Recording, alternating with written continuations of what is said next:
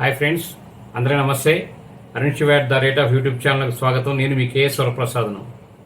ఈరోజు మీకు ఈ వీడియోలో రేషన్ కార్డు కొత్తగా అప్లై చేసుకున్న వారు ఇబ్బంది పడకుండా వారికి ఒక వెసులుబాటు అనేది ప్రభుత్వం వారు, ఆంధ్ర రాష్ట్ర ప్రభుత్వం వారు కల్పిస్తున్నారు. అది రేపు 15వ తారీఖు నుంచి అందుబాటులో వస్తుంది. అది ఏమిటనేది ఈ వీడియోలో చూద్దాం.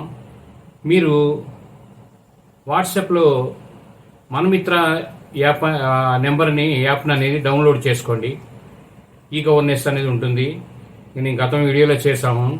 ఈ మనమిత్ర యాప్ అనేది డౌన్లోడ్ చేసుకున్నా లేదనుకోండి, ఈ గవర్నెన్స్ అని వాట్సాప్ నెంబర్లో మీరు కానీ ఈ 15వ తారీఖు నుంచి రేషన్ కార్డు ఉన్నవారు అందరూ ఆ యాప్ ద్వారా అప్లై చేయొచ్చని ఒక ప్రకటనలో తెలియజేశారు. అలాగే ఏమిటంటే, ఈ రేషన్ కార్డు గత ప్రభుత్వంలో అప్లై చేసుకున్న వారు అప్లై అనేది మళ్ళీ చేయక్కర్లేదు. అలాగే ఈ రేషన్ కార్డుకి అప్లై చేసుకున్న ప్రతి ఒక్కరూ ఈకేవైసీ చేసి ఉండాలి.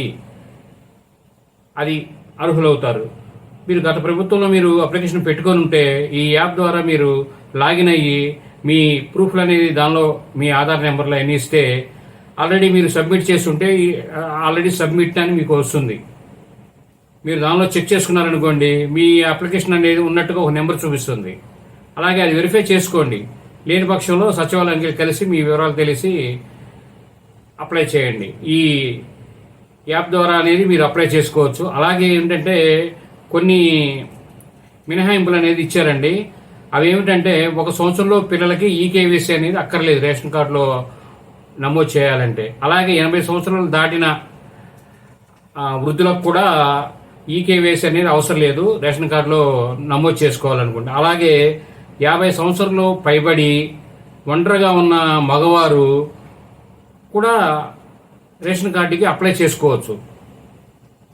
అది ఈ మార్పులన్నీ అనేది ఇటీవల తెలియజేశారు. ఈ వీడియో మీరు పూర్తిగా చూసినందుకు ధన్యవాదాలు. మరిన్ని వీడియోలు చేయడం కోసం లైక్ చేయండి, షేర్ చేయండి, తప్పకుండా సబ్స్క్రైబ్ చేసుకోండి. Thank you.